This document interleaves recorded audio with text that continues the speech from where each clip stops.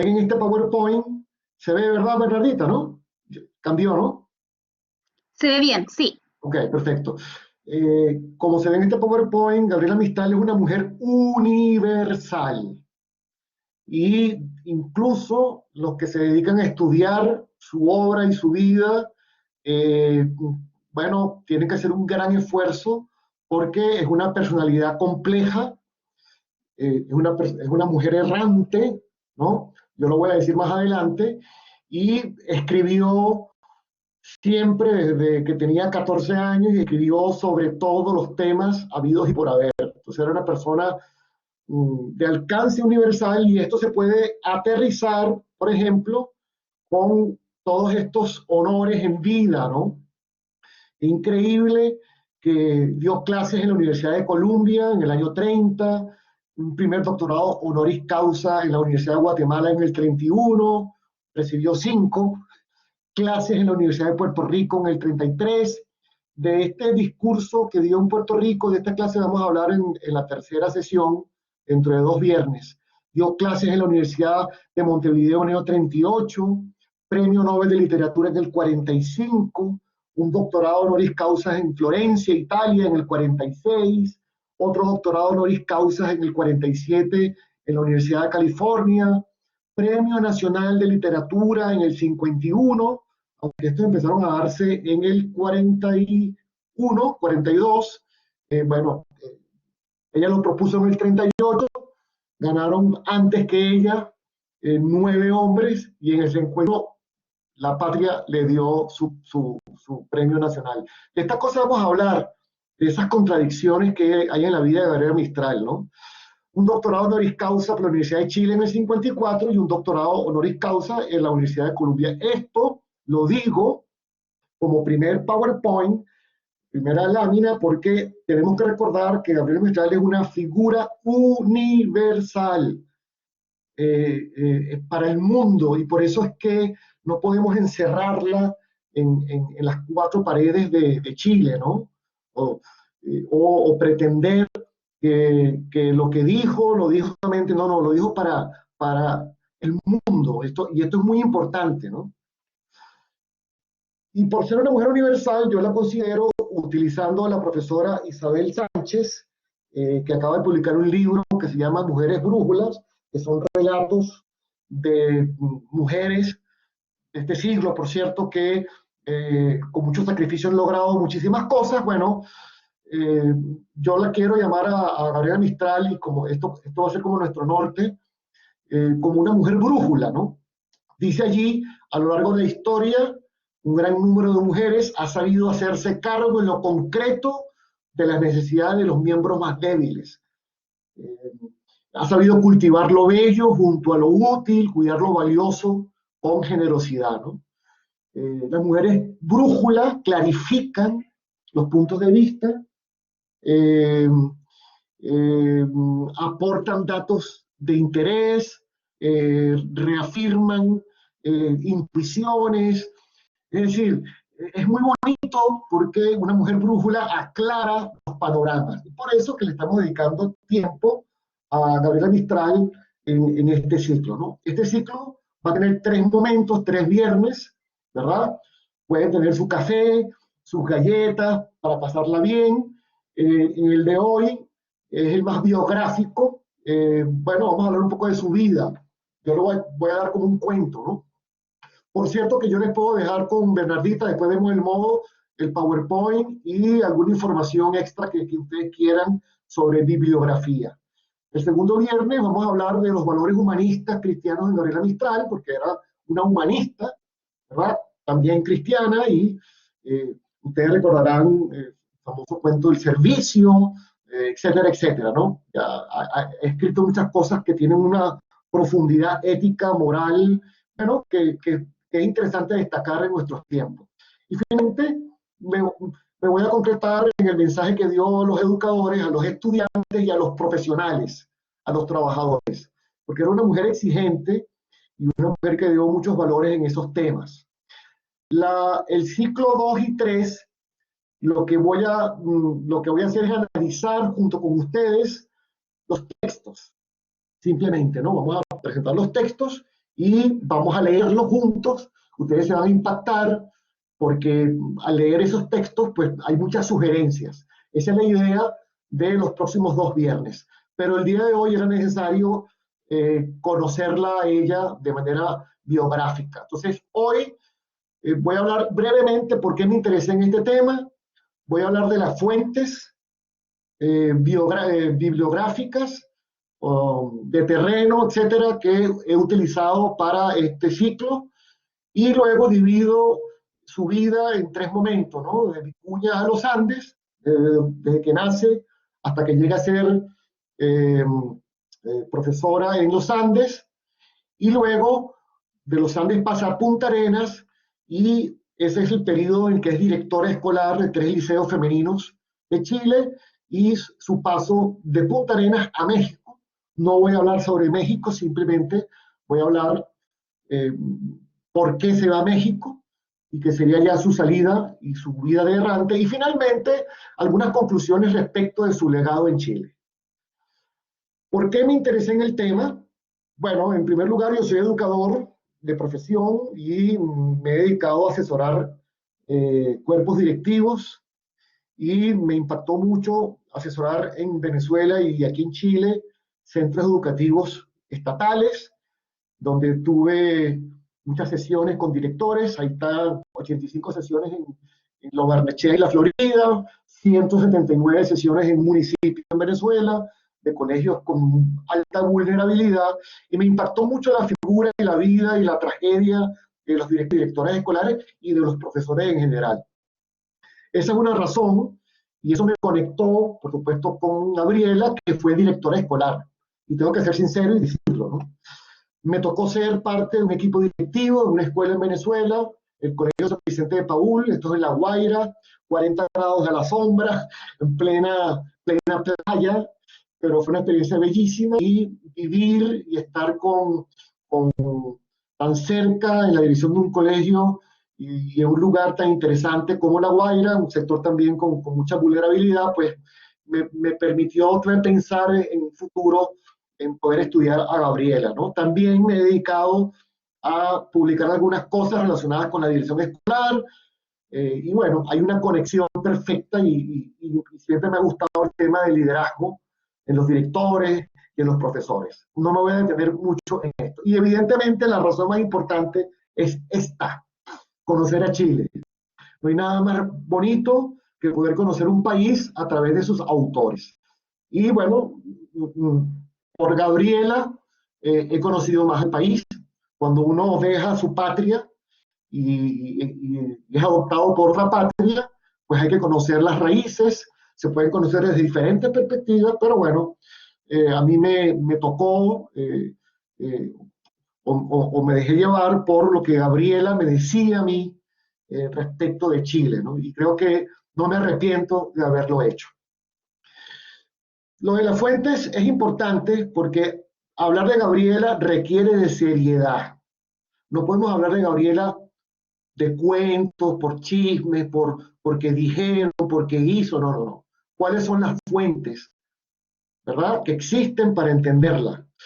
Y es importante esto, porque si uno, como me pasó a mí, como le ha pasado a muchos historiadores y muchos profesores que han estudiado Gabriela Mistral, cuando tratan de unir, ahí hay un riel, unos rieles de tren, el camino desde su nacimiento en Vicuña en 1889 hasta 1922, en este momento, en este caso, este ciclo, lo que uno puede encontrarse es con una gran información, ¿verdad? Que hay que saber encajar. ¿Por qué? Bueno, porque es una mujer cercana, es una mujer, como ya dije, errante, es una mujer que escribió en los diarios de muchísimas ciudades, no solamente de Chile, sino del mundo entero. Entonces, perseguirla es un arduo trabajo. Por lo tanto, una manera de conocerla es yendo a su paisaje de la infancia, ¿no? Ella decía, la patria es el paisaje de la infancia, ¿no? Yo recomendaría a todos los chilenos los que han ido a Elqui, que regresen ahora con la mirada mistraliana. Gabriela vivió 21 años en este lugar, esto la marcó de por vida, en su modo de ser, en su modo de comer frutas, por ejemplo, en su modo de abrazar, la gente de él, que es gente muy cariñosa, etcétera, etcétera. El valle tiene un magnetismo muy importante, por lo tanto hay que ir a terreno. Y me tocó, bueno, ir al valle a conocer, por ejemplo, a la izquierda arriba, esta es una parada de tren en el que suponemos que Gabriela Mistral estuvo algún día esperando el tren para bajar a Coquimbo. Abajo tenemos la escuela de Montenegro, la escuela museo, ahora voy a hablar de eso un poco más, pero yo creo que acercarse a la infancia de Gabriela ayuda mucho a entenderla. Evidentemente, su primera casa escuela en la compañía, esto lo lleva a la Universidad de La Serena, el Centro Mistraliano que dirige el profesor Manzano, del que soy muy amigo, y que me hizo un tour, digamos, de terreno por los sitios donde posiblemente Gabriela vivió, y esta escuela existe, se está remodelando, por cierto, y bueno, yo subí por esas escaleras y entré a la habitación desde la que ella miraba el mar, desde la que supuestamente pudo haber escrito todo lo que escribió en esa casa, ¿no?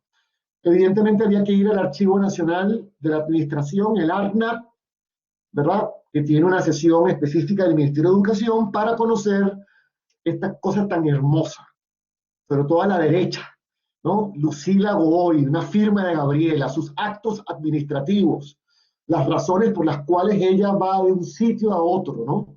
A la izquierda vemos una petición, en esa época las peticiones se hacían directo al ministro, ¿no? Respecto del cambio de una profesora. Era otra época. Evidentemente, había que ir a la Biblioteca Nacional. En este caso, cuando me tocó analizar la vida de Gabriela en el sur, en Punta Arenas, el libro más conocido de ella y que hay que leer y tener en la casa si uno quiere conocerla es La Desterrada de su Patria, de Roque Esteban Escarpa, que fue un gran investigador y promocionador de la obra de Mistral en el sur. Sin embargo, en ese libro de los años 70 hay muchos datos, muchas fechas de periódicos, de artículos que no están. Entonces, claro, yo requería entonces estudiar el diario y evidentemente tuve que ir a la sesión donde tienen los periódicos, a conocer el diario El Magallanes y La Unión, porque si se dan cuenta, en estos diarios, en el lado izquierdo dice Biblioteca del Liceo de Niñas, es decir, en esa época todo lo que ocurría en un colegio salía en la prensa local. A la derecha dice, Gabriela Mistral cuenta a La Unión, que es el diario La Unión, sus impresiones sobre Punta Arenas. Entonces ese era el Twitter de la época, la prensa local, y eso lo sabía y lo tenía muy claro Gabriela. Por cierto, si ustedes miran el periódico, en el de la izquierda, arriba dice el apellido Marussi, que eso es muy importante, no sé si se dice así, un apellido serbio-croata, y eso demuestra de alguna manera que, bueno, que Punta Arenas, como veremos después, es una ciudad muy croata, de mucha inmigración de Croacia.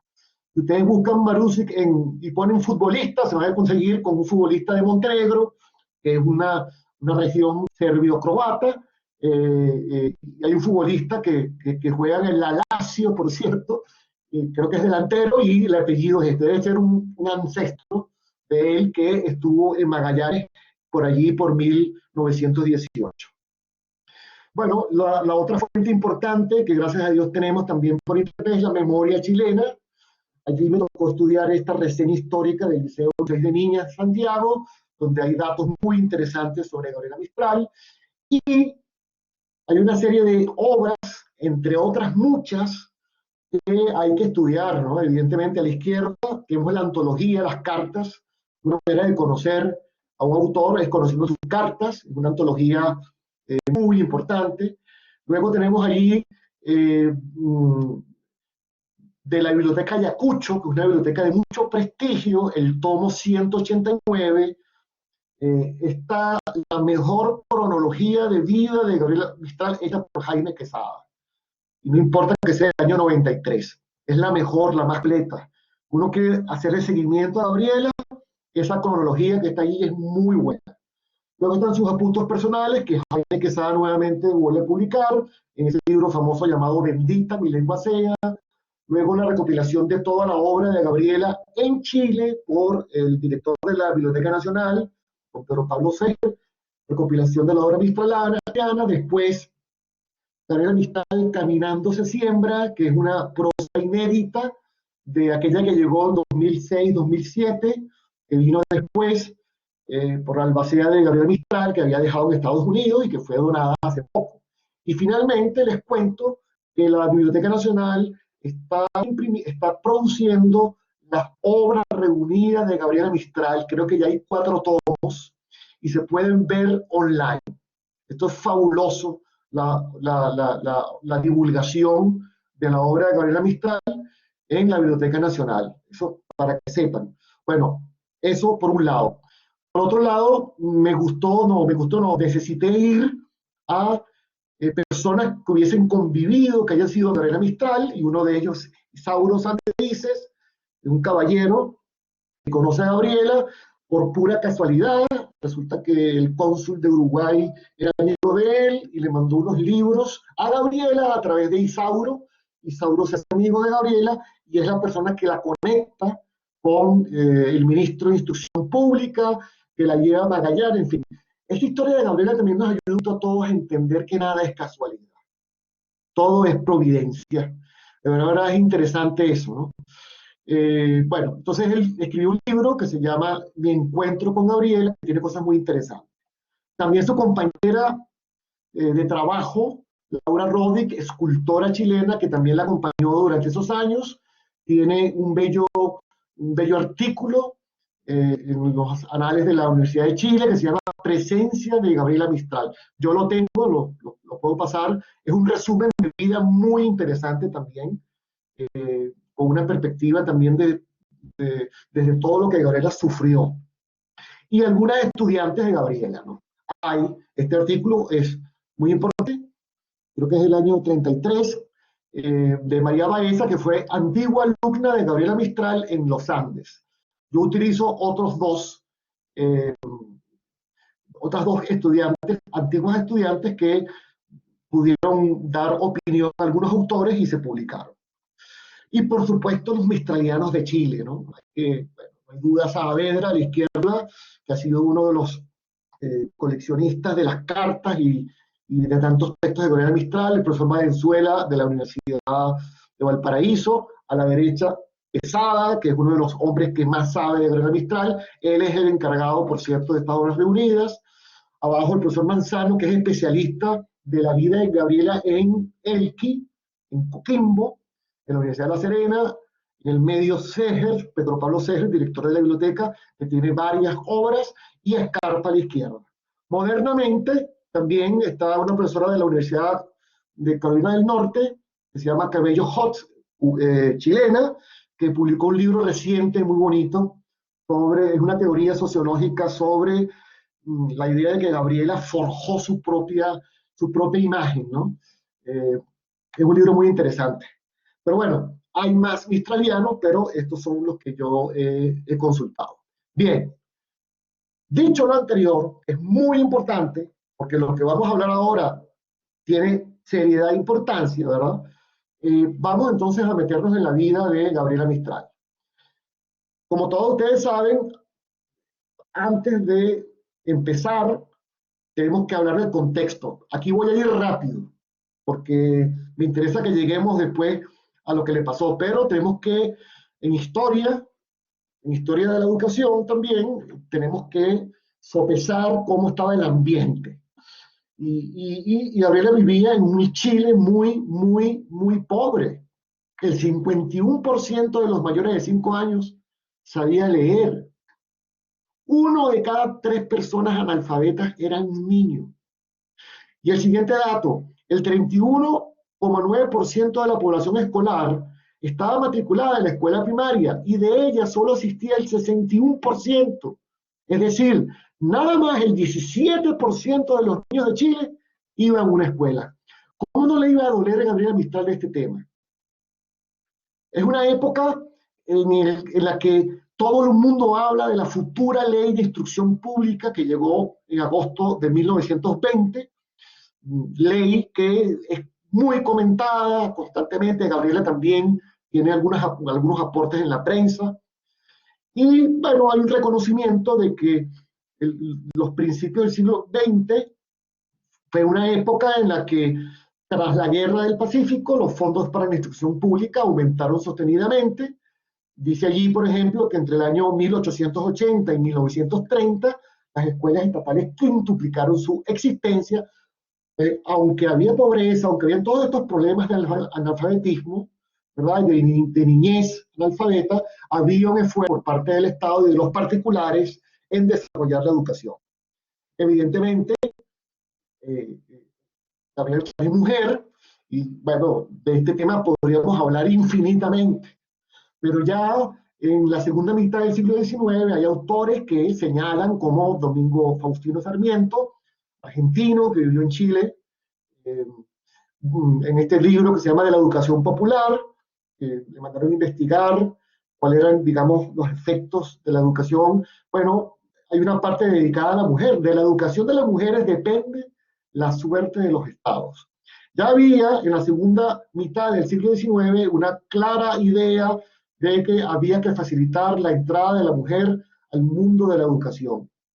En 1877 se firmó el primer decreto que permitió a las mujeres ir a la universidad, conocido como decreto Amunátegui, porque el ministro de Educación era el señor Amunátegui, pero debió haberse llamado decreto Tarragó-Lebrun, que son los apellidos de las dos grandes directoras mujeres que hicieron la propuesta en ese año. Evidentemente hubo una gran apertura de nuevos colegios femeninos en 1880 en adelante, y bueno, un detalle burocrático interesante, y esto ayuda un poco a entender por qué Gabriela es directora y hace todo lo que hace. Los colegios femeninos y también en los masculinos, la directora podía llevarse a su propio equipo docente, visado por el ministro de Instrucción Pública. Pues como ahora, que uno llega a un colegio público y ese es el equipo que te toca. Y a lo mejor tienes que ir a otro colegio la semana que viene porque fue un profesor que se fue por licencia. Bueno, en esa época los equipos eran de confianza y se llevaban, y eso era muy positivo. Y respecto de la formación de las educadoras, hay que decir que la Ley Orgánica de Instrucción Primaria de 1860 obligaba a que existiesen escuelas normales para preceptores y preceptoras. En esa época los maestros en Chile se les llamaba preceptores.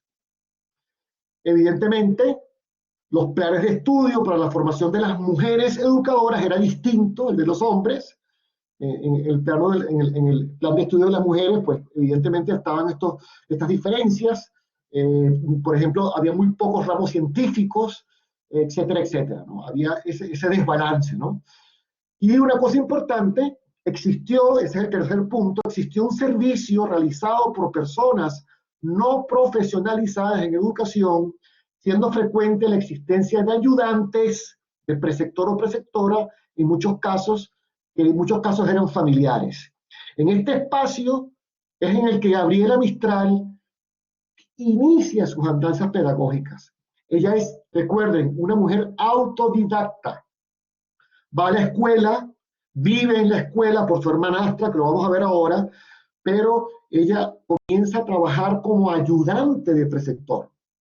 Y esto es interesante, sobre todo por lo que viene al final, lo que dice allí en el artículo 18 de la ley comentada, error 1860, no 69, permitía a esas personas ayudantes hacerles pruebas que constataran la capacidad de enseñar. Es lo que vamos a ver de por qué Gabriela, siendo autodidacta, logra obtener un certificado. Bien, una conclusión respecto al contexto. Gabriela vive en una época en que ser educador tiene una relevancia novedosa. Debería tenerla en todas las épocas. Ahora no la tiene, pero bueno, la tenía. Bueno, por todo el tema de analfabetizar a los niños, enseñarles a leer, el nacimiento de la escuela, la formación de la mujer, etcétera, etcétera. Entonces, Gabriela está en un puesto y en un cargo en estos años de muchísima importancia. Son muy miradas las directoras escolares, las profesoras, son muy observadas por la sociedad. Bien, y como dije ya al principio, sus primeros 21 años de vida son copimbanos. O sea, son de este lugar. Fíjense que a la derecha está el Valle de Elqui, y ella no va a salir de tres ciudades, de Vicuña, donde nace, de Monte Grande, donde pasa gran tiempo y donde está enterrada, y de Pisco Elqui, que en esa época se llamaba La Unión. Y solo es después que ella baja a La Serena y Coquimbo, donde va a comenzar a tratar de certificar su experiencia pedagógica, como vamos a ver a continuación. Pero este es el mundo de Gabriela, de 0 a 21 años. Y esto hay que comprenderlo. Pues Gabriela era una mujer de un valle, una mujer muy cercana a la tierra, y por eso que entendía mucho al campesinado y entendía mucho, por ejemplo, las culturas autóctonas del continente. ¿Cómo no iba a entender a las culturas azteca y maya y a las culturas con las que tuvo que relacionarse después de irse de Chile? Si es una mujer de tierra. Esto es muy importante. Bien, comenzamos entonces el paseo. Bueno, nace, como todos ustedes saben, en 1889, ¿verdad? En Vicuña, en el Valle de Elqui. Su mamá le decían Petita o Peta, Petrolina Alcayaga. Su papá, Jerónimo Godoy, que era maestro, inicialmente tuvo vocación al seminario, pero se salió, por lo tanto tenía mucha formación, y como ustedes saben también se casó en 1887 con Peta, con la mamá de Gabriela, en La Unión, hoy Pisco Elqui, y a los 3 años de haberse casado abandona el hogar. Una cosa muy bonita, no hay, que yo sepa, ningún sitio de los escritos de Gabriela en la que Gabriela exprese alguna consideración negativa respecto de su padre, más bien lo defiende. Esto es bien interesante. Bueno, una persona importantísima para esta época es Emelina Molina, que era una hija natural de Peta, de Petita, que era maestra. Entonces, es muy importante ver, por ejemplo, saber que Gabriela nació y vivió en esos primeros años de su vida en una escuela entre la tiza y el pupitre. De hecho, por eso que hay que ir a Monte Grande a conocer esa casa escuela, porque esa era la vida de ella. ¿Okay? Y Emelina, bueno, evidentemente tuvo, junto con su padre, posiblemente hay una tía monja también que era maestra, una gran influencia. Y una cosa importante, la abuela paterna de Gabriela sí se mantuvo en constante comunicación con la familia, la teóloga, porque se conocía muy bien la Biblia. Muchos autores dicen que Gabriela escribe muchas veces muy relacionado como se escriben los salmos. Bueno, es evidente que sea así, porque esta abuela paterna le obligaba a Gabriela a aprenderse de memoria ciertos salmos, ¿no? Gabriela conoce la Biblia desde muy temprano. De hecho, tiene un relato muy bonito escrito sobre lo que es la Biblia para ella. Una cosa hermosísima. Bueno, sí, no lo consigo, pero en ella la Biblia es un libro fundamental. Ok, 1889, y vamos a dar un brinco de 14 años, porque después lo voy a explicar. A los 14 años, Gabriela, en 1903, va a la compañía, a esta casa que les mostré al principio. Esta es otra perspectiva. Ella vivía en la ventana que está allí a la derecha. Allá había dos ventanas, por eso no se ve el mar, por lateral sí se ve el mar. Es una casa que está muy cercana a La Serena y Coquimbo, y en esa casa escuela ella era ayudante y atiende a 50 niños, pero además atiende voluntariamente a niños para enseñarles a leer y a escribir entre 5 y 10 años.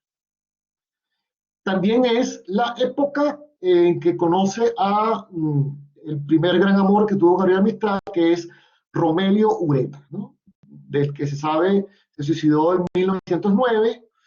Ellos fueron novios hasta 1908-7. Parece que la relación llegó hasta 1907 y se separan. Bien, En esa misma casa, ya en el año 1904, y esto es importante, fíjense el dato, desde el 11 de agosto de 1904 hasta el 4 de noviembre de 1906, 2 años, publica 50 artículos en los diarios locales, 50 en los diarios del Coquimbo, La Voz de Elqui y el Tamaya. El Internet de la época. Entonces, Gabriela, además de dar clases voluntarias, se sabe que revisaba los artículos muchísimo y los rayaba y los volvía a escribir. Por lo tanto, era una persona que trabajaba mucho y que sabía lo importante que era escribir, porque el escritor en esa época tenía una misión especial. Sabía que cuando escribía estaba ofreciendo una misión, una visión de la vida. Y por eso es que también a los 15 años, en esta época, comienza a ser conocida en el entorno. De hecho, se hace amigo del director del Coquimbo, el profesor Osandón, que además le abre su biblioteca personal. Es allí, en esa época, y esto es muy importante para los que saben de literatura, donde ella comienza a devorarse a los rusos. O sea, comienza a leer a los rusos porque los tiene en la biblioteca. Y conoce a Tolstoy, que la marca de por vida, a Gorky, a Chekhov, a Dostoyevsky.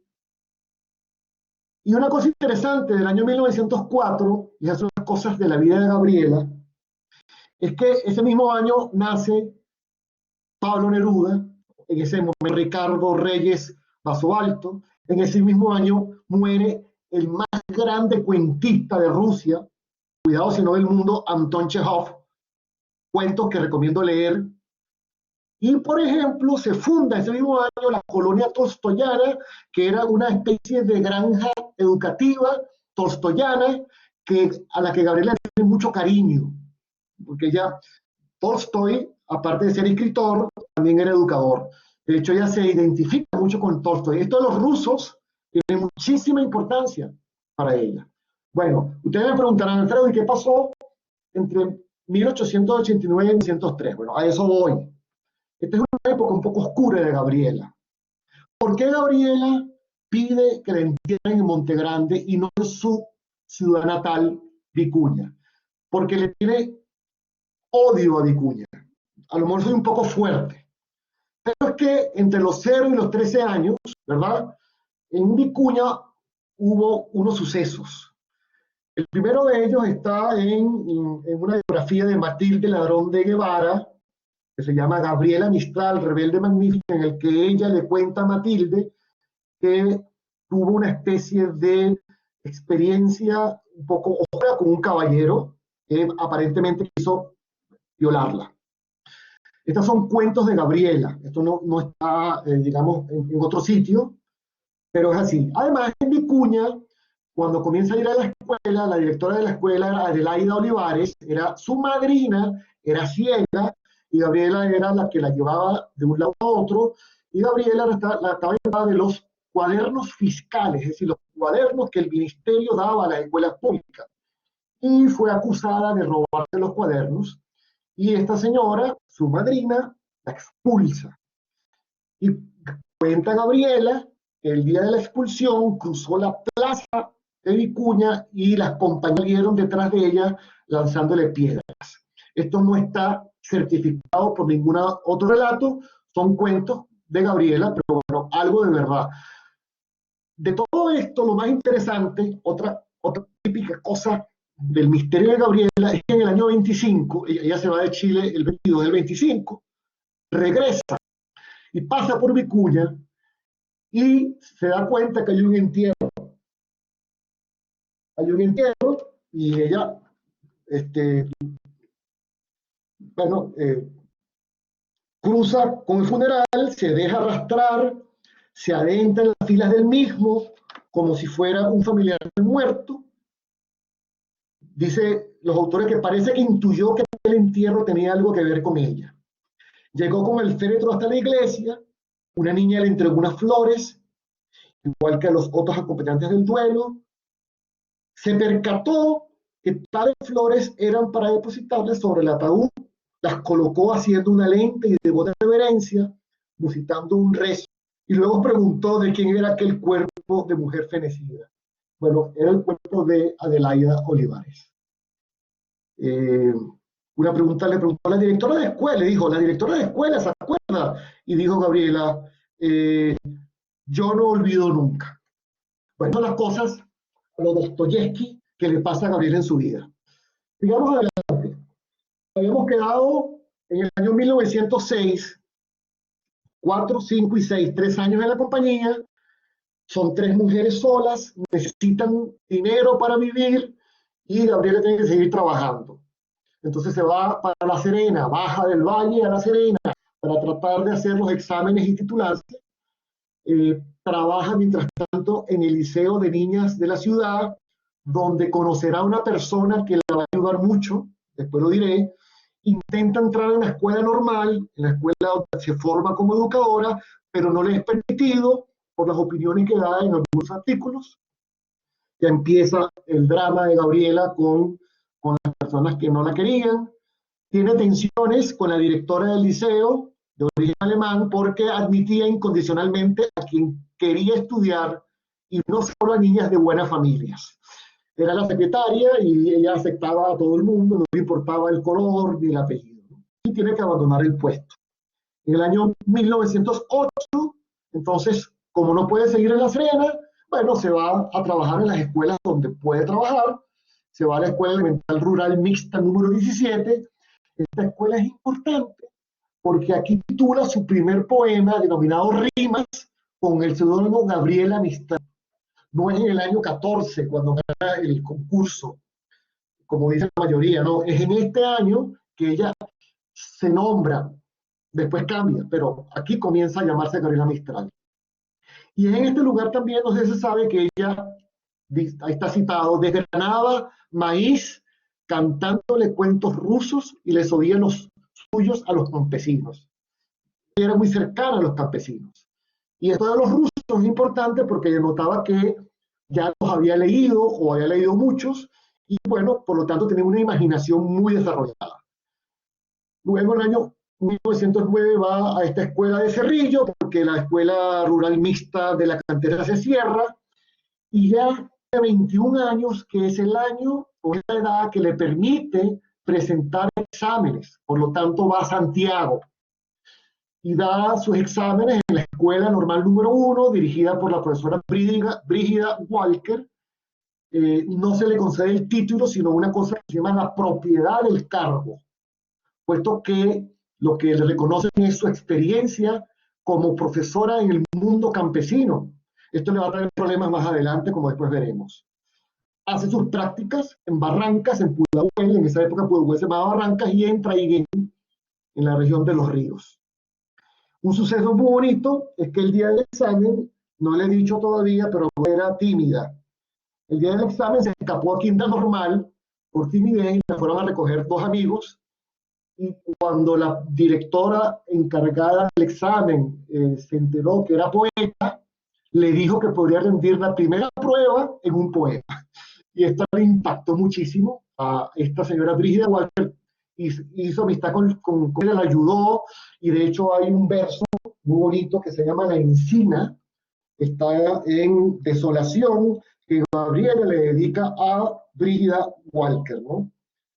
Dice el primer verso: esta alma de mujer viril y delicada, dulce en la gravedad, severa en el amor, es una encina espléndida de sombra perfumada, por brazos rudos prepara un mirto en flor.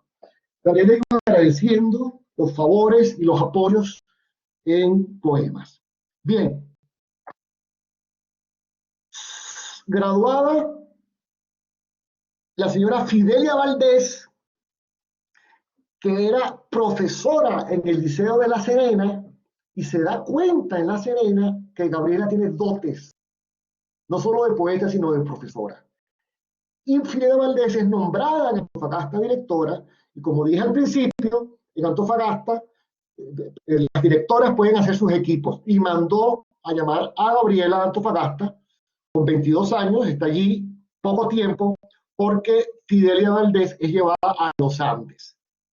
Los Andes es un lugar muy importante, porque en los Andes, Gabriela, entre 23 y 28 años, tiene unos años de paz, son unos años en los que escribe muchísimo, eh, son estos años de preparación para después enfrentar los otros 3 liceos donde será directora, son los años donde conecta con muchos escritores, eh, es allí inspectora general, profesora de historia, escribe 75 textos para el libro de lectura de Manuel Maturana, un libro de lectura para niños, que muchas generaciones de chilenos leyeron, bellísimos los textos, vamos a verlos en las próximas partes de este siglo. Fíjense con quién se ve en esa época, nada más y nada menos que con Rubén Darío, con Manuel Magallanes Maure, un poeta muy importante, con Eugenio Labarca, con Eduardo Barrios, que fue Premio Nacional de Literatura, y con nada más y nada menos que Pedro Aguirre Cerda, ministro de Instrucción Pública, ministro y el futuro presidente de la República. Esas son las amistades de Gabriela. O sea, Gabriela es una mujer conocida, es una mujer famosa ya. Crece su fama dentro y fuera de Chile. No es una advenediza, es una persona que tiene muchos años escribiendo. Y es allí en los Andes donde su fama salta por haber ganado el certamen de los Juegos Florales en diciembre de 1904 con sus famosos sonetos de la muerte, que, como ustedes saben, está dedicado a su exnovio, ¿no? Unos sonetos realmente impactantes, ¿no? Cito: del nicho helado en que los hombres te pusieron, te bajaré a la tierra humilde y soleada, que he de dormir los hombres no supieron, y que hemos de soñar sobre la misma almohada. Te acostaré en la tierra soleada con una dulcedumbre de madre para el hijo dormido, y la tierra ha de hacerse suavidades de cuna al recibir tu cuerpo de niño dolorido.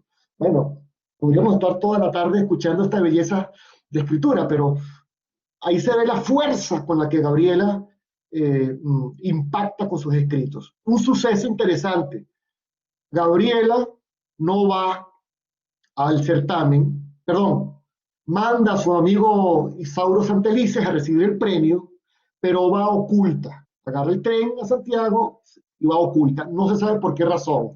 Aparentemente por timidez. También porque quería ver a Manuel Magallanes Maure, de quien supuestamente estaba enamorado. Pero bueno, no se sabe. Y en el tren de regreso, Isauro Santelices, su amigo que fue a recibir el premio, se la consigue para patear como un parapeto. Ella estaba escondida con los periódicos, leyendo la prensa. Y de repente, ¡fua!, suelta los periódicos: Isauro, soy yo. Y entonces, bueno, se ríe y Isauro se sorprende. Bueno, esas son las cosas de Gabriela. Ya Gabriela en esta época también empieza a denotar un halo de misterio. Y eso lo sabe manejar muy bien. En Gabriela hay mucho misterio. Esta es una fotografía de la época. Debajo de este árbol escribió los sonetos de la muerte que acabamos de leer, etcétera, etcétera. Bueno, esta es la orden o la carta al ministro solicitando por parte de la directora que Gabriela vaya a los Andes.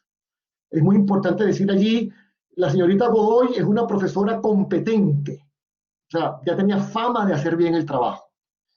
Bien, deja los Andes, tengo poco tiempo, pero bueno, tengo que tratar de llegar a Santiago.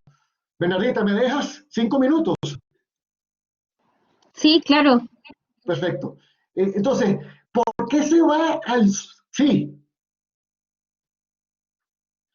¿por qué se va al sur de Chile, a ese lugar tan lejano?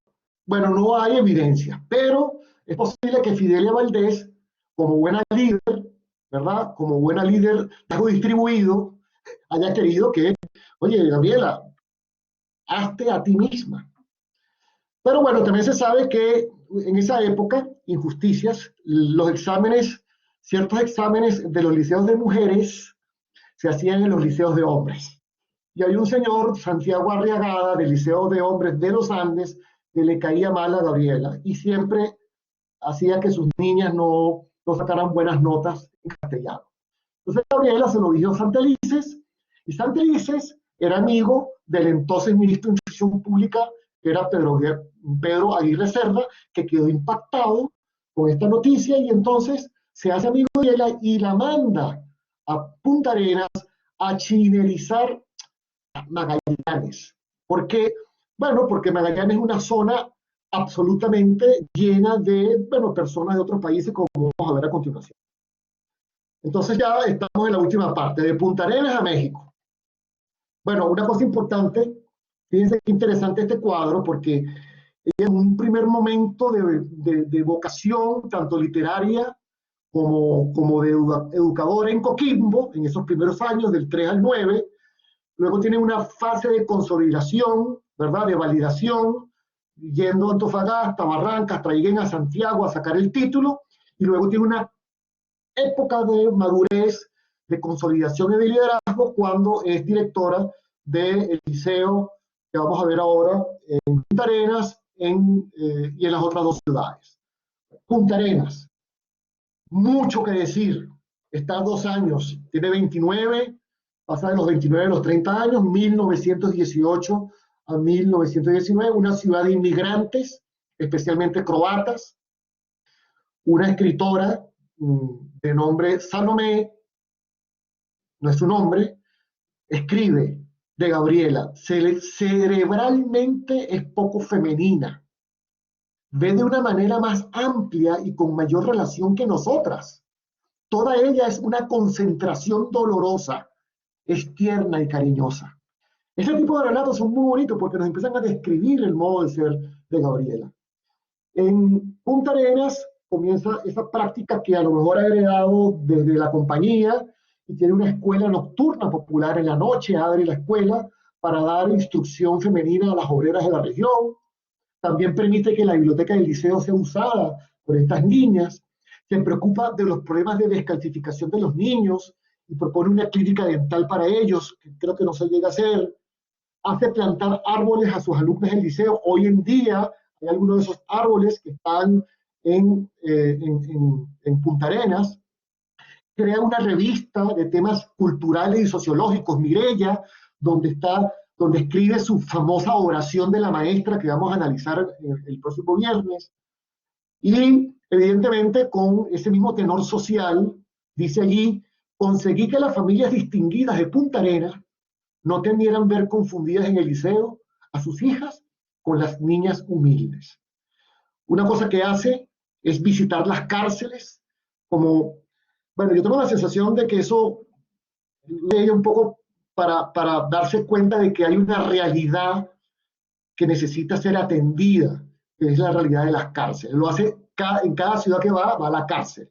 De hecho, tiene unos escritos muy hermosos sobre la cárcel, cosas bellísimas que a lo mejor también vamos a ver en la próxima ocasión, porque son cosas realmente fabulosas. Tiene alumnos, y este es un suceso interesante, en la noche a fugitivos. O sea, se colaban en la noche a las clases nocturnas para las obreras fugitivos. Entonces hay un famoso suceso, ahí lo digo, una noche de junio de 1919, un fugitivo del presidio de Ushuaia, en Argentina, se ocultó casi desfalleciente, empapado y muerto de frío en el Liceo de Niñas. Entonces Laura Rodick, que era la segunda a bordo, pensó en disfrazarlo de mujer para luego llevarlo a un refugio. Pero Gabriela se negó. Y sin preguntarle quién era y corriendo todos los riesgos, ¿verdad? Lo ampara hasta que la búsqueda amainara. Se trataba de un señor de nombre Simón Radowitzki, que había saltado de un barco en el mar, era buen nadador en el canal, y llegó, y lo primero que consigue cuando alcanza la orilla es la escuela, y se mete allí. Entonces, bueno, ella tiene un especial cariño por las cárceles, y por eso es que la semana que viene vamos a ver algunos de sus versos. Otra fotografía de la época, la directora del Liceo Femenino de Niñas de Punta Arenas. Pasamos a Temuco rápidamente. Temuco es un paso oscuro, también poco estudiado, pero fue muy rápido. Ella se va de Punta Arenas Dicen que porque el frío la afecta. Ahí tengo en el tercer punto. Quiero cuidar, dice ella misma, el vigor de mi espíritu muy deprimido por el clima. Y además se quiere también acercar a un sitio más benigno para poder ver a su mamá. En Temuco va a un colegio, no lo dije, pero los colegios a los que ella va están todos divididos, llenos de guerras internas. El de Punta Arenas se estaba cayendo y lo tuvo que remodelar, tuvo que arreglar problemas, tuvo que poner de su propio dinero para confeccionar nuevas paredes, un año nuevo, etcétera, etcétera. En Temuco lo mismo. También Temuco tiene sensibilidad por lo social y da conferencias en la Casa del Pueblo, ahí escribe la famosa oración a los obreros, visita las cárceles, se preocupa de la situación social de la mujer, escribe un famoso poema que vamos a ver también la semana que viene, se llama el poema a la madre, porque un hombre maltrata a una mujer que está en estado. Y bueno, con esa visión, ella Temuco la marca mucho porque hay mucha pobreza. Un suceso famosísimo es que, como la biblioteca era abierta al público, un día llega un joven, adolescente, y le pide libros para leer, y Gabriela le da nada más y nada menos que a Chekhov, a Dostoyevsky, a Tolstoy y a Gorky. Bueno, ese señor nada más y nada menos que Pablo Neruda. Dice allí, como lo dice en su autobiografía, por ese tiempo llegó a Temuco una señora alta, con vestidos muy largos y zapatos de taco bajo. La mejor descripción en pocas palabras, una mujer alta, gruesa, con tacos bajos y unos vestidos muy largos que a ella le gustaba utilizar. En Temuco pasa poco tiempo, esta es una fotografía de Temuco, con sus estudiantes de Temuco, y entonces llega a Santiago. Ya estamos cerrando esto, ¿no? Le pide a Pedro Aguirre Cerda, el ministro de Instrucción Pública, que la traslade a otra ciudad, de un clima más para ella, ¿verdad? Gabriela no le gusta Temuco por algunas cosas que dice, ve mucho arribismo, muchos problemas. Y el presidente Alessandri, sucesor de Sanfuentes, firma el decreto de traslado de Gabriela a Santiago. Temuco despide a Gabriela con mucho cariño, etcétera, etcétera. Y Gabriela llega a una ciudad también con una cantidad de problemas, una ciudad en ese momento de 500.000 habitantes, de un crecimiento aceleradísimo, una ciudad donde tiene un problema social llamado los conventillos, que Gabriela denomina los suburbios orientales, que eran lugares de amontonamiento de gente, ¿verdad? Muy pobre. Allí Gabriela le toca ser fundadora del Liceo número 6 de Santiago, al que propone el nombre de Teresa Prat de Sarraeta, es el nombre de una nieta de Andrés Bello, una mujer también mucho luchadora en el tema educativo de la época, y que estaba instalado en ese momento en el Palacio Bravo de la calle Chiloé, ¿verdad? Del populoso barrio Matadero. Hoy está en el mismo barrio, pero en la calle General Gana, número 959, con el mismo nombre. De hecho, en ese colegio hay una esquina, un lugar que mantiene cosas de Gabriela. Todos los días le lee a las alumnas, esto es muy bonito, trozos escogidos de grandes autores. Desde el año 1911, Gabriela está recogiendo trozos de obras de la literatura universal de más de 25 naciones, ¿verdad? Con los que le lee para que los estudiantes se sensibilicen de lo que es un texto bien escrito. Un punto importante, coloca en la sala de su liceo el nombre de grandes mujeres célebres. Esto es bien bonito. Para Gabriela a la mujer había que alzarla y decirle, mira lo que puede llegar a ser. ¿Ah? Una Marie, 2 veces premio Nobel, ¿no? Premio Nobel de Química y de Física. Una Rosa Mujer, que es una pintora francesa de animales muy conocida, y la pianista nada más y nada menos que Cécile Chamanide, que escribió muchísimas piezas. Disculpen que no nombre bien los nombres en francés, porque no sé francés, me perdonan si hay alguien que habla francés, pero bueno. Pero es bien bonito esto. Este es su equipo.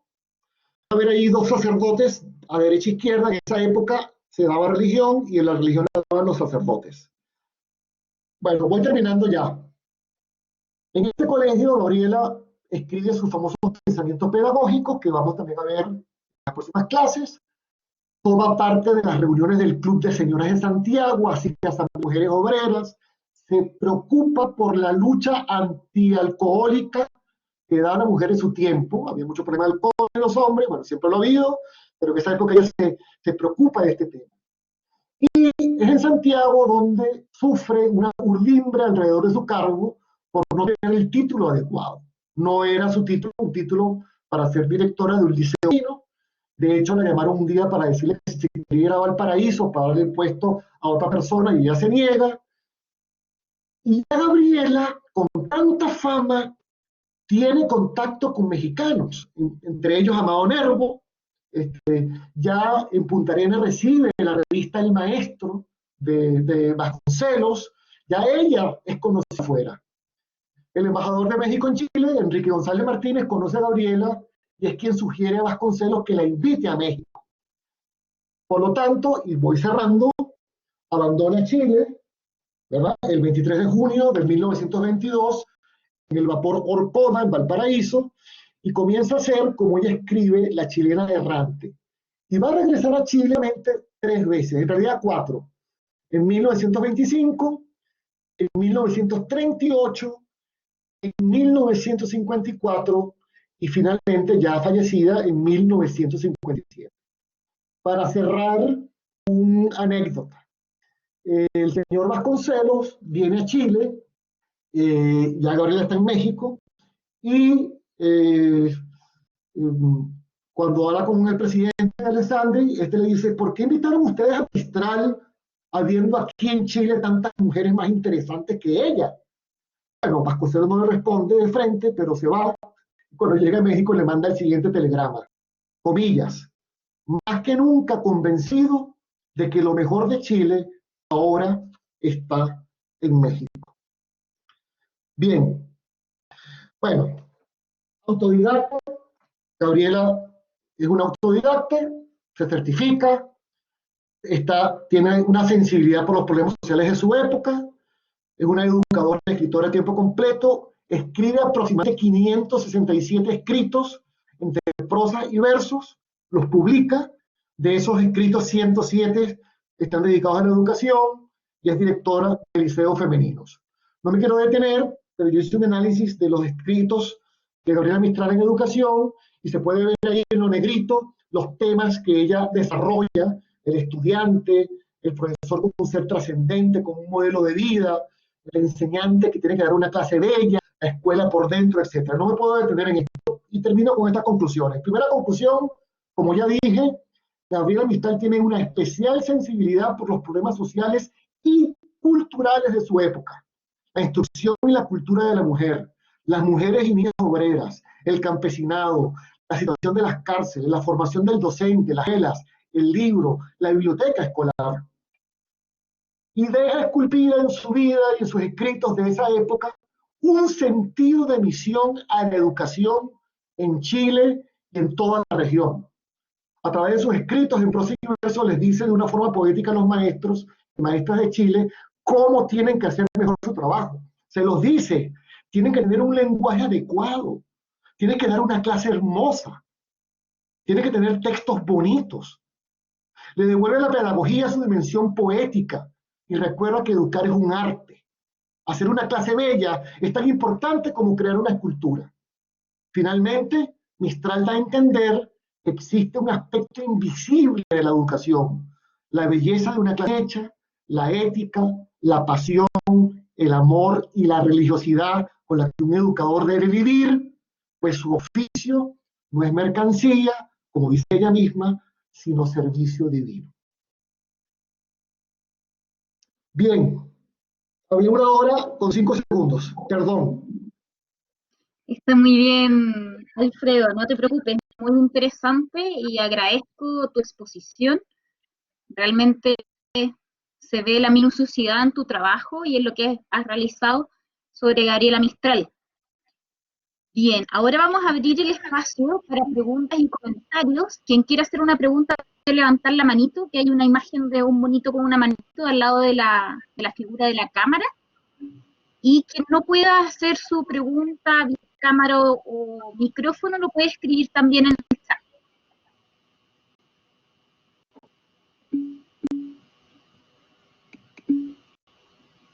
Tú me la vas a decir, ¿verdad? Sí. Bien, si quieres, Alfredo, hay un botón arriba a la derecha, un botón blanco, que lo aprietas y Ajá. dejas de compartir la pantalla. Este mismo. ¿Verdad? Gracias Y ahí por dejas, decirme, pero me he olvidado. Y ya aparece la gente, ok.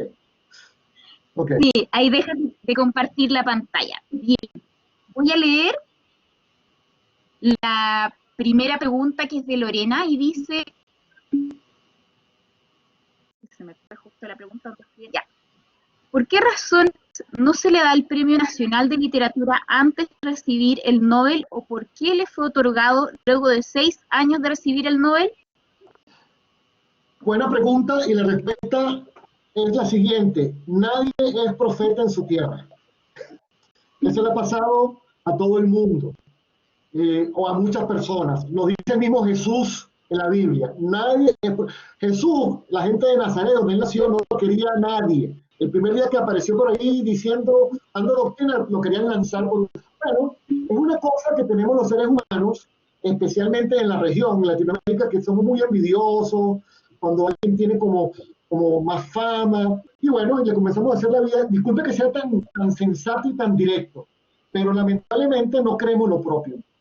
Entonces, efectivamente, ella propuso el premio en el año 38 y no le hicieron caso, lo empezaron a dar en el año 41, se lo dieron a 9 escritores hombres y en el año que correspondió se lo dieron a ella. Bueno, en fin, el doctorado honoris causa por la Universidad de Chile fue muchos años después del premio Nobel. Entonces, esa es una señal evidente del problema que tenemos de que no nos gusta reconocer a nuestras propias personas, a nuestras personas que pueden ser brújula para el país.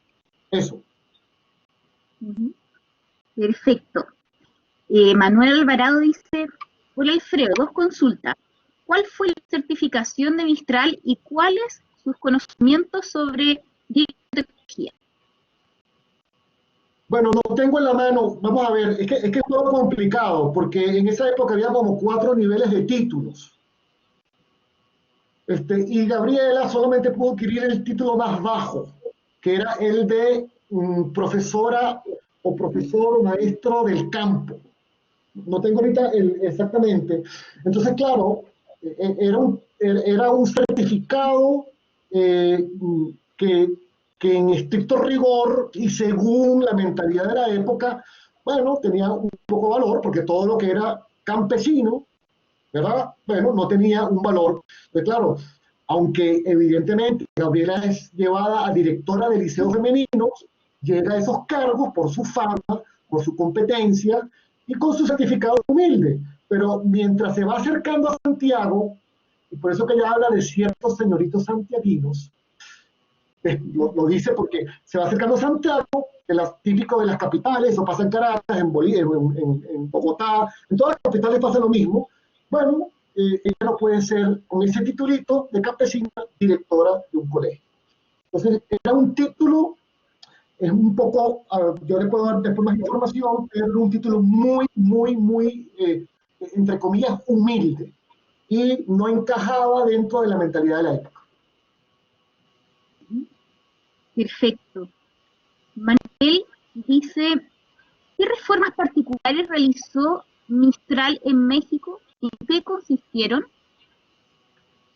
No le puedo responder porque no soy especialista en México. La verdad, me gustaría mucho. Lo único que le puedo decir, por eso es que Gabriel tiene que tenerla con mucha seriedad y saber, yo te puedo dar el autor y tengo los artículos de un autor mexicano que la ha estudiado mucho. Pero Gabriela, vamos a ver, Vasconcelos, que era el ministro de Educación de México en esa época, hace una gran reforma de alfabetización del campesinado mexicano. Entonces lo que hace es que se lleva a México a autores y literatos de la época, entre ellos a Gabriela Mistral, no es a la única que se lleva. Entonces Gabriela, bueno, se dedica sobre todo a la educación de los campesinos en México. Pero esa es otra historia aparte. Perfecto. Jessica pregunta, ¿por qué te interesa Gabriela Mistral?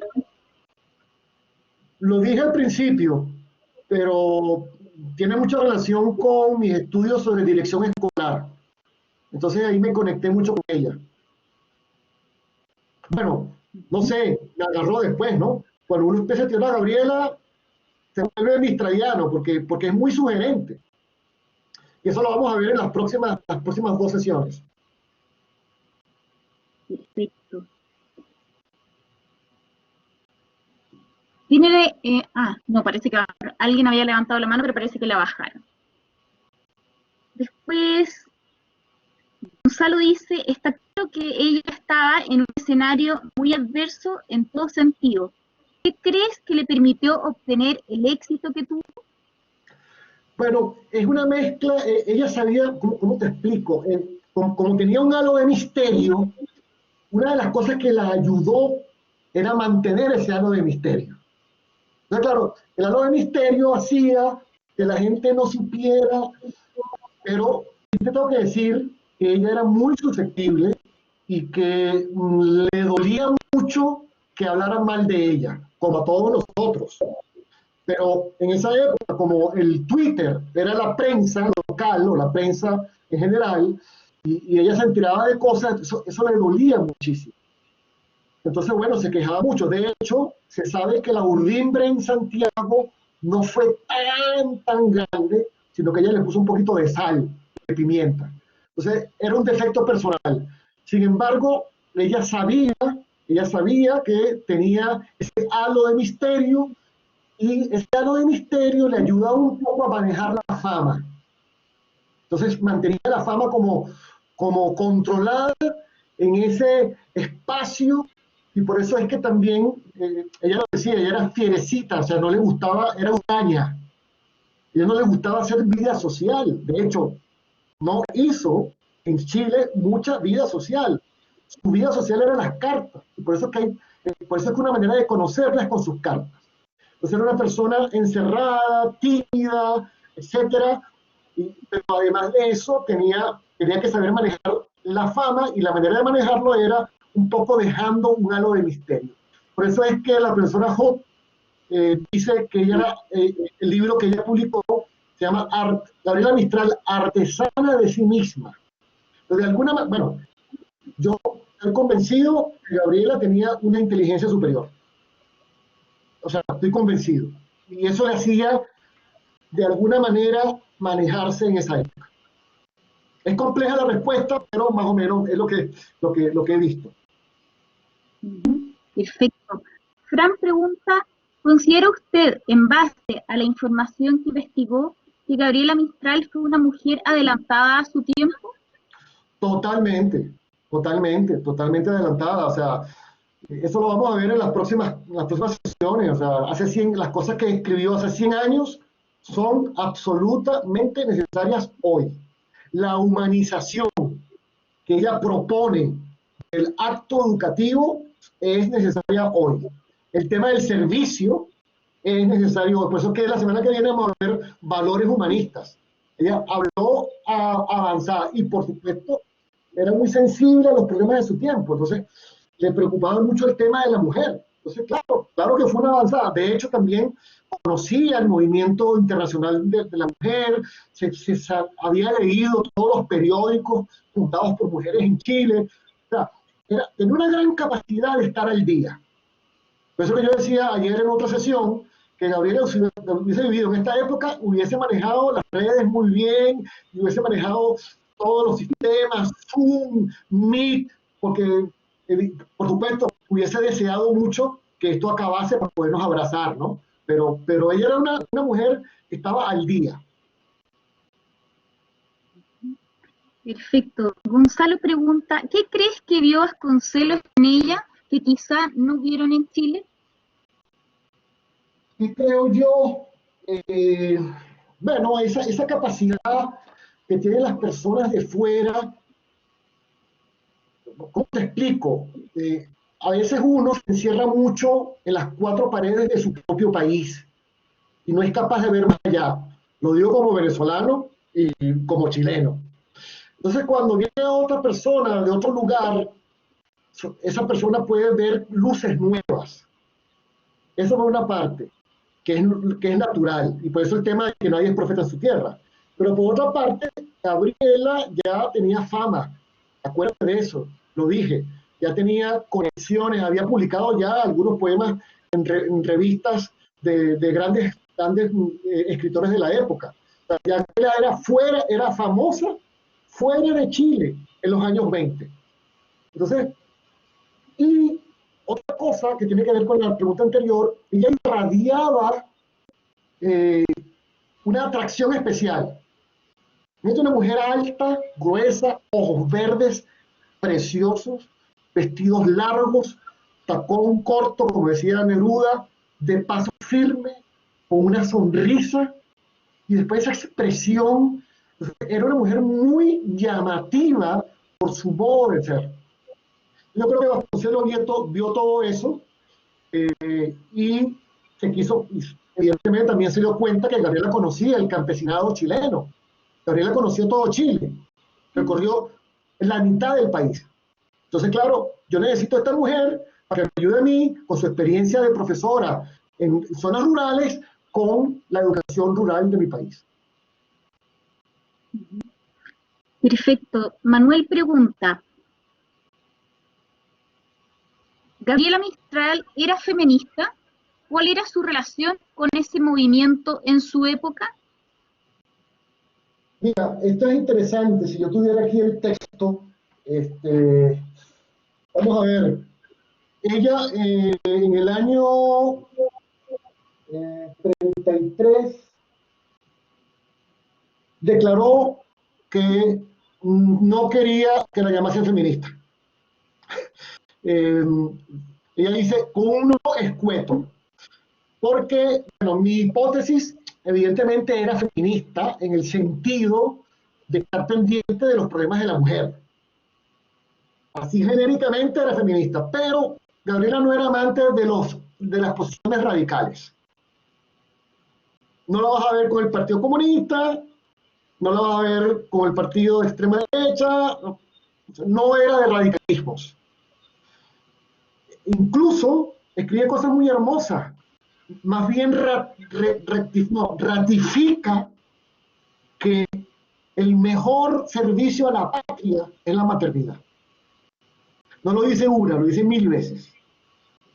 Y en sus lecturas para mujeres hay un capítulo dedicado a la familia. Digo esto como ideas que vamos a ver la semana que viene. Ella tenía, digamos, unos valores bastante concretos respecto del puesto de la mujer en el mundo, como un ser que complementa al hombre y que con el hombre construye, etcétera, etcétera. Pero ella nunca declaró personalmente que fuera feminista.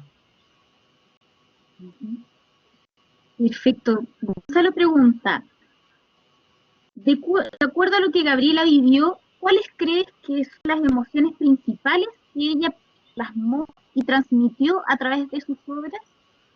Mira, no entendí. ¿Me puedes leer otra vez? Sí, de acuerdo a lo que Gabriela Mistral vivió, ¿cuáles crees que son las emociones principales que ella plasmó y transmitió a través de sus obras? Las emociones. La palabra usa emociones, no valores Sí, nada. emociones, sí. Bueno, Gabriela era una artista eh, y para ella el fin de la educación era la belleza. O sea, esto es muy importante, esto no lo podemos hablar hoy, lo vamos a hablar con más claridad, a lo mejor en la última sesión, pero ella tenía claro que la belleza era deleitable a la vista, era una clase hermosa, bien organizada, conectaba con los estudiantes, y por eso le dio a la educación ese sentido poético. Y esto no es un tema romántico, es un tema de muchísima profundidad. Yo creo que lo que ella propuso fue recordar que la educación es un arte y que dar una clase es como hacer una escultura. Y en esto recordó que dar una clase o que transmitir conocimiento hay que hacerlo con fervor, con pasión. Gabriela fue una gran trabajadora, por eso que vamos a ver en el último tema también el tema del trabajo. O sea, ella asumió con total pasión y con total concentración sus trabajos. Perfecto. Manuel pregunta, ¿cuál era su relación con los pueblos indígenas?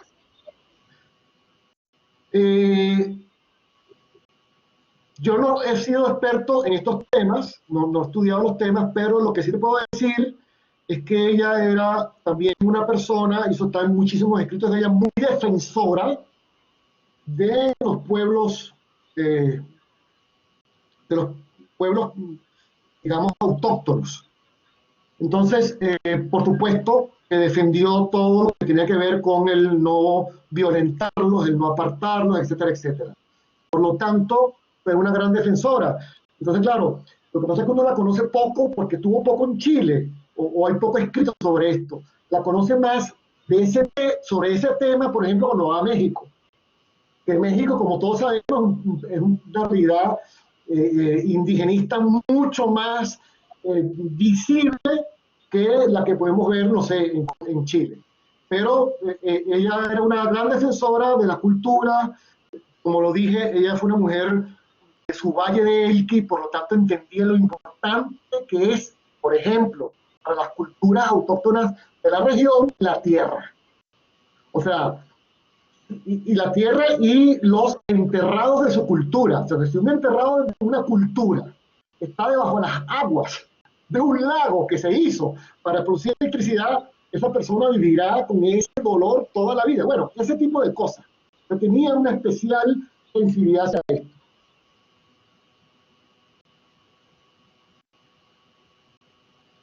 Perfecto.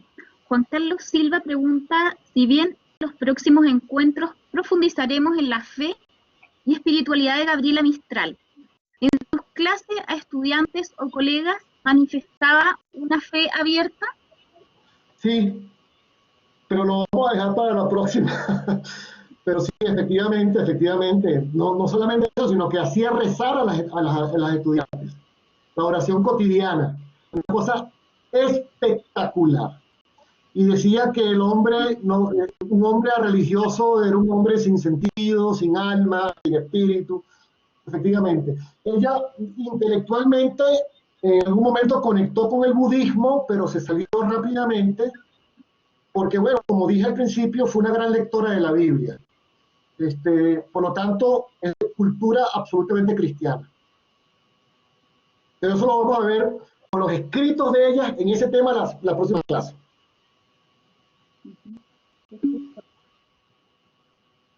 Muchas gracias, Alfredo, dice Bueno, ahí Juan. Sí. A mí me llamó la atención cuando alguien nombró que Gabriela Mistral tenía como una mentalidad más masculina, ¿cierto? De hombre, pero también a la vez que era tierna, y como esa parte uno ve como más maternal de la mujer. Sí, lo que pasa es que, claro, la persona que escribe esto es una mujer, y en esa época era muy normal hacer distinciones radicales respecto del modo de ser del hombre y la mujer. Entonces, evidentemente, pareciera que en esa época el que tenía una mirada más allá era el hombre. ¿Ok? Entonces, bueno, lo que ella quiere destacar es que Gabriela tenía ese rasgo un poco masculino en ese sentido. Es lo mismo que pasa, por ejemplo, cuando hay algunos autores que hablan que Gandhi, o que sí, Gandhi y Martin Luther King tenían también rasgos femeninos. Por ejemplo, el caso de Gandhi, que era muy servicial, y él mismo servía el té en los palacios ingleses de la India. Eso, como en esa época era mucho más radical, bueno, no sé si a lo mejor sigue siendo igual, pero y a los hombres se les tenía detallados así de una manera específica, ¿verdad? Esta señora quiso hacer ver que Gabriela, creo que no lo hizo ver como un defecto, sino como algo positivo. Tenía de los hombres esa capacidad que yo dije al principio. Gabriela era universal. Gabriela miraba más allá de Chile. Esto es importantísimo. Para Gabriela, Chile, o sea, era su tierra, pero ella estaba mirando el mundo. Tenía una mirada respecto del mundo. Sin lugar a duda, quizá todas las mujeres seríamos miradas con esa mirada, ¿cierto? Con una mente más masculina, porque en realidad ella fue muy protagonista para su época y para ser mujer. Entonces, sí, de ahí viene también, sin ser, exactamente. dejar de ser femenina a la vez. Por eso dicen como, pero tiene un lado tierno, como en lo Sí. femenino está también su esencia. Bueno, de hecho, Laura Roddick lo dice, que era muy tierna, muy femenina también, etcétera, etcétera. Y respecto de eso que tú dices, una cosa que yo no dije, ella era adelantada sobre todo porque en esa época era mal visto que una mujer escribiera en la prensa. Y Gabriela, y por eso tenía que utilizar otros nombres. Por ejemplo, era mal visto. Y una cosa que yo no he contado, Gabriela no se le daba para nada la casa, ni la cocina, ni la ropa, ni nada. Entonces, y ella lo sabía y lo decía. Entonces tenía en esa época las opciones, esto puede sonar un poco rudo, era o casarte y vivir en la casa, ir al monasterio, en fin, a una orden religiosa, o que era lo más aceptado ser profesora, que estaba muy ligado con ser intelectual. Entonces, bueno, evidentemente, por eso se dice que ella, la opción que le quedaba era esa, porque ya desde muy niña se notaba que no le daba para nada. De hecho, nunca cocinó, nunca manejó dinero, los dineros lo manejaban sus administradoras, sus secretarias. Era una persona muy especial, o sea, tenía un modo de ser muy auténtico, pero bueno, era así. O sea, Gracias, Alejandro. intentaba, pues.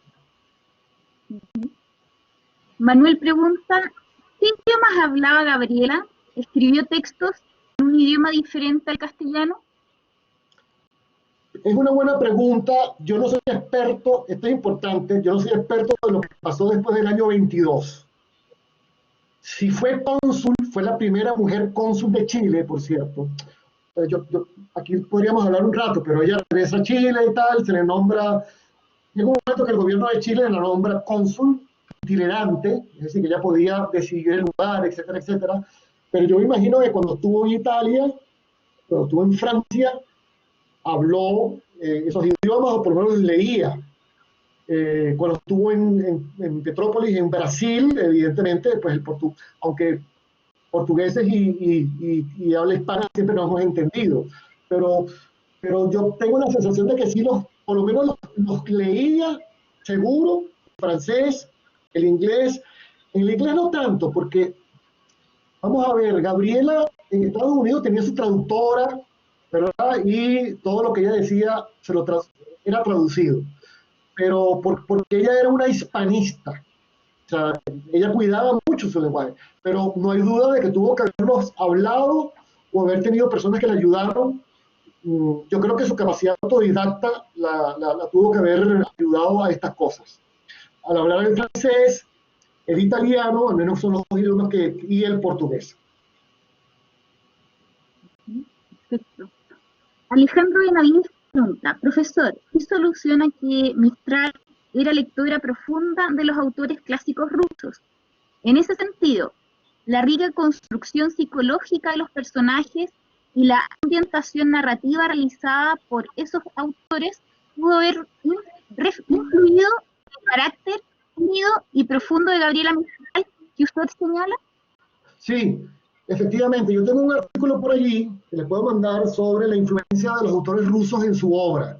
Yo soy un convencido de Gabriela, por ejemplo, cuando Gabriela hace una descripción, no sé, de las raíces de la rosa, estás leyendo el libro, el cuento La Estepa de Chekhov, ¿me explico? O el Muji de Chekhov, o sea, toda su capacidad descriptiva, es por una parte. Por otra parte, Gabriel se identifica con la tristeza y la tragedia rusa.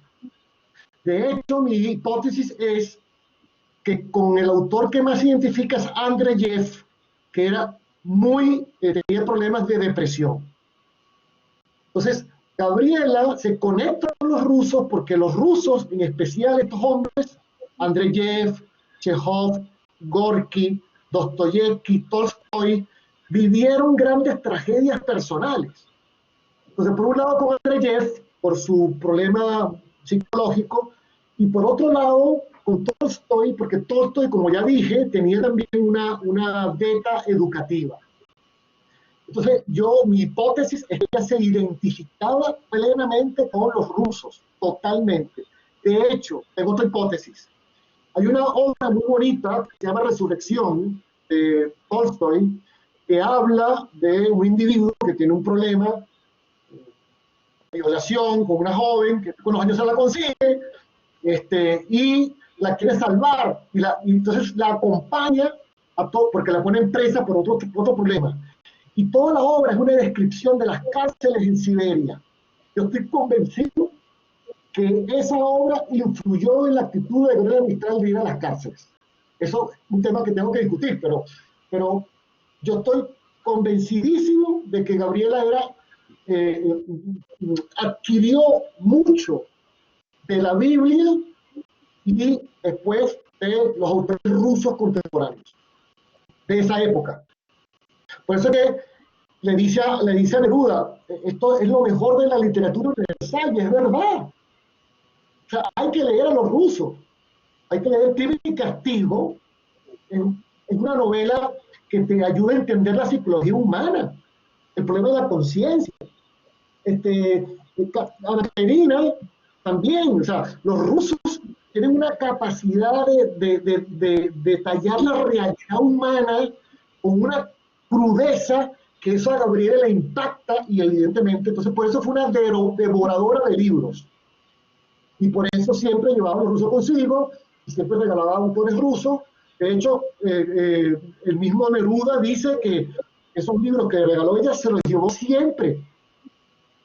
No sé si están en Isla Negra, pero se los llevó para todas partes.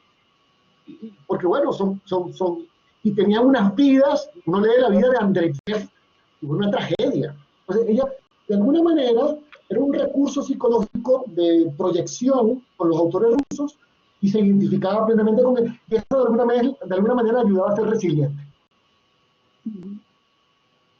Perfecto. Gonzalo Valeria pregunta, ¿cuál crees que era la visión de ella respecto a los niños y a la maternidad de ella? No sé, tendría que pensarlo un poco más. Lo que sí te puedo decir es que, vamos a ver, ella no tuvo hijos, aunque hay quienes dicen que Gigín era hijo de ella, pero eso, sobre todo cuando uno se aleja de Chile, los cuentos empiezan a multiplicarse. Pero como ya dije, ella tiene un afecto especial por la maternidad.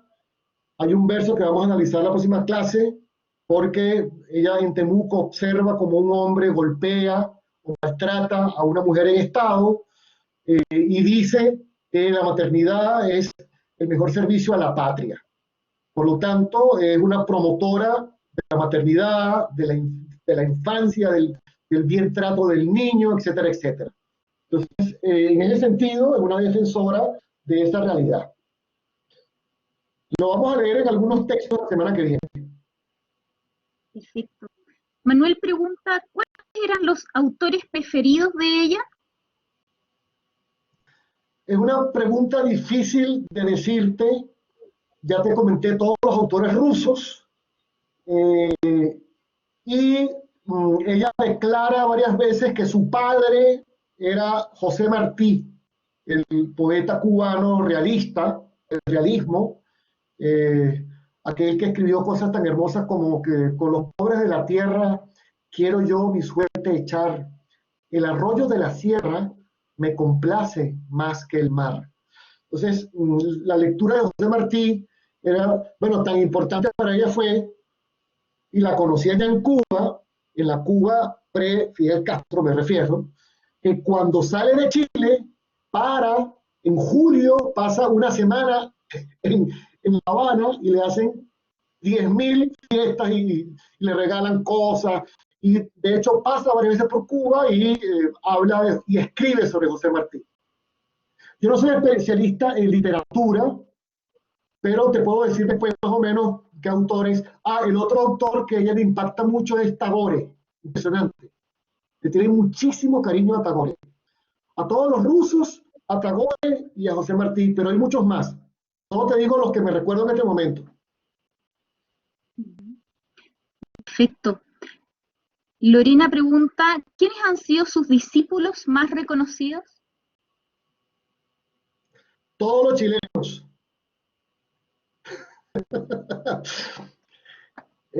Los discípulos más reconocidos fueron los que yo dije al principio, que son sus especialistas en Mistral. O sea, todo aquel que se ha dedicado a Mistral es un reconocedor de su obra.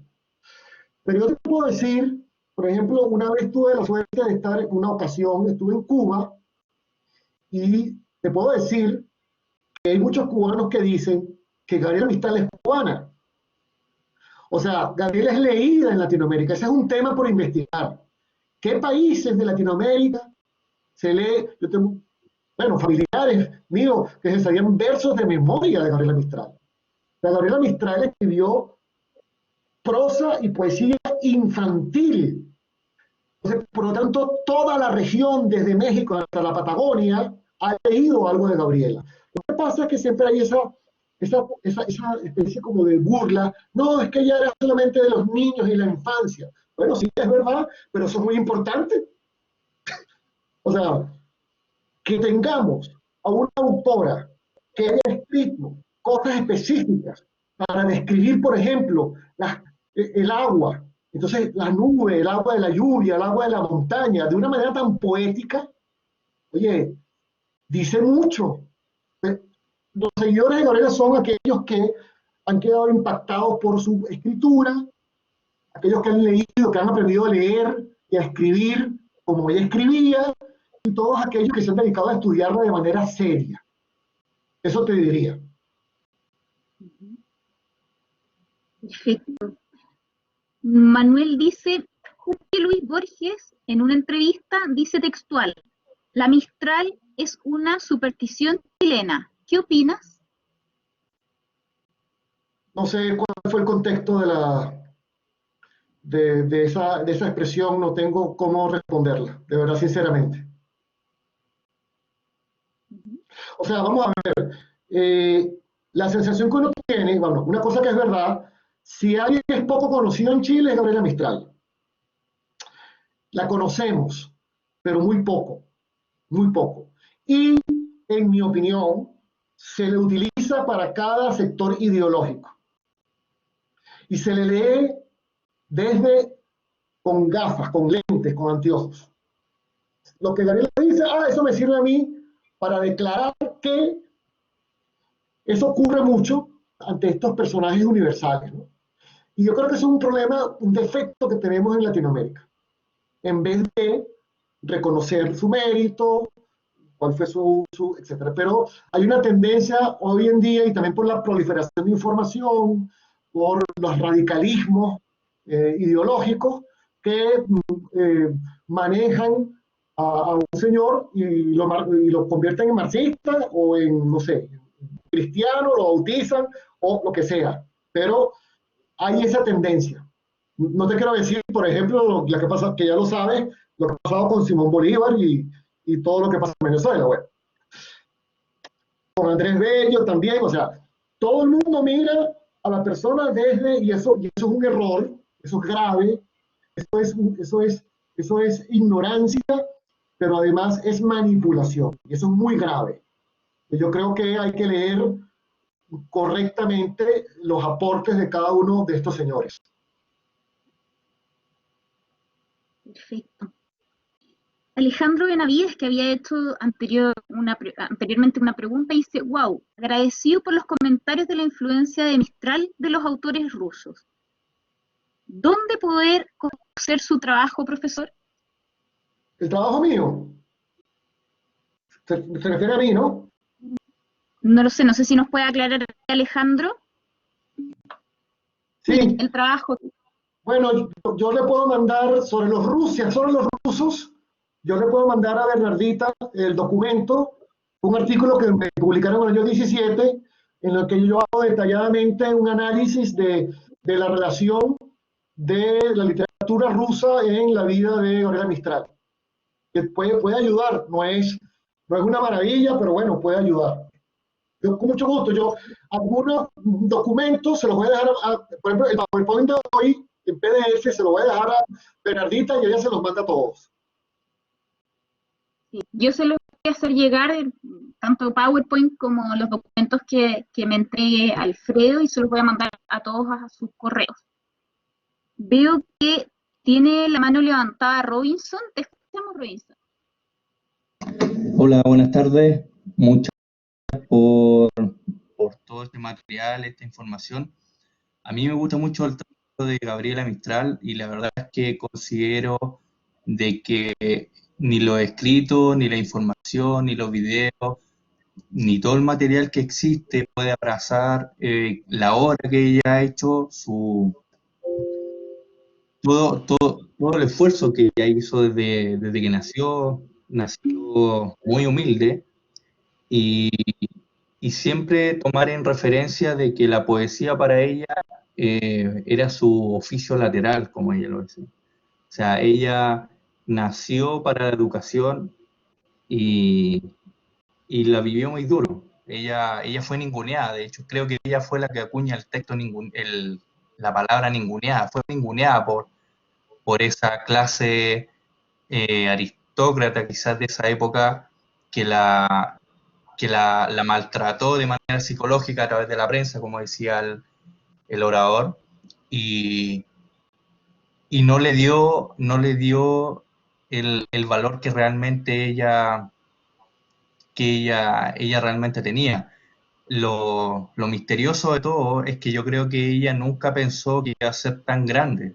Y, y quizá en la analogía de su vida uno puede decir que este tipo de personas no nacen pensando en que van a ser grandes o hacen las cosas para ser grandes. Ella lo hizo desde una profundidad, desde un amor increíble y yo creo que eso trasunta a lo largo de los años, del tiempo y a mí lo que me da es que a veces me da un poco de rabia el hecho de la educación en el día de hoy. Si nosotros pudiéramos ver la educación como Gabriela Mistral la vio, lo más probable es que la educación sería muy distinta al día de hoy. La educación está plagada de técnicos, creo que por ahí Barken también habla un poco de eso, de personas que piensan que por un título técnico y lo técnico lo traspasan al aula de clases, pero no está esa sabiduría, ese amor. Él decía que una clase bella para ella era como cuando ella hacía una clase bella, se sentía más feliz que el Miguel Ángel cuando pintaba sus cuadros. Entonces, un poco reflexionar sobre eso en este primer capítulo de su obra. Ella es inconmensurable, ¿no? Es lo que puedo decir. Muchas gracias por su tiempo, por esta información, es muy maravilloso en realidad. Son otros aspectos. Yo soy estudiante de la San Sebastián, estudio ingeniería comercial, como que entre números y lo demás, pero lo que pasa es que creo que el estudiante debe complementar esa profundidad y tratar de buscar otras herramientas que lo numérico no te llena. Gracias. Te felicito, Robinson. Me suscribo a todas tus ideas. Hay que formarse y Gabriela, justamente uno de los temas que vamos a tocar después es una humanista y hay que enriquecerse con los humanistas, efectivamente, ¿no? Así que, mira, no tengo más comentarios que hacerte. Una cosa que dice un especialista en literatura rusa, que se llama Shostakovsky, decía, escribir no podía ser para ellos un pasatiempo, se refería a esa época de Gabriela, ni una profesión lucrativa, ni una vanidad, sino una misión, a veces dolorosa, que pedía ante todo abnegación. Efectivamente, hay en Gabriela claridad de que ella estaba cumpliendo una misión con los valores y la manera como los transmitía. Muy bien, qué bueno que un estudiante de la universidad esté aquí y que sigan viniendo estas cosas porque esto nos abre la mirada. Felicitaciones. Muy bien, yo creo que con esta última pregunta ya cerramos nuestro ciclo el día de hoy. Agradecerte, Alfredo, por la exposición, excelente, por cada una de las participaciones también de nuestros invitados. Quiero dejarles abierta la invitación para la próxima semana, a la misma hora, el próximo viernes, a las 5:15, vamos a estar acá conectados y quiero dejar a Alfredo para que nos comente un poco de qué se va a tratar la próxima sesión que vamos a tener sobre Gabriela Mistral.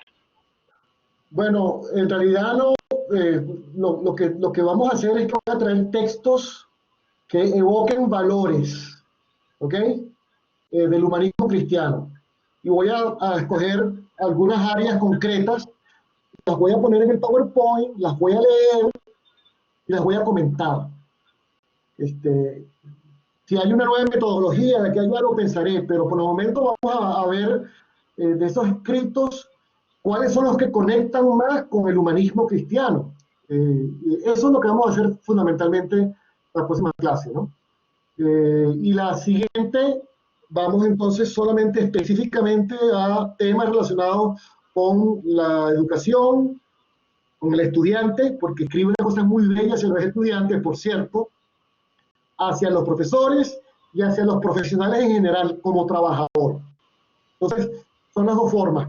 Yo creo que va a ser mucho más corta mi exposición, por lo tanto habrá tiempo de compartir, ir para atrás, volver, etcétera, etcétera. La idea es enriquecernos un poco de eso y dejaré las fuentes para que puedan después obtenerlas. Eso. Muchas gracias, Renatita, ha sido un placer y muchas gracias a todos los participantes. Ha sido maravilloso poder estar con ustedes. Nos vemos el próximo viernes, si Dios quiere. Perfecto, muchas gracias, Alfredo. Les dejo un abrazo grande a todos, que tengan un excelente fin de semana, que descansen y nos vemos la próxima semana.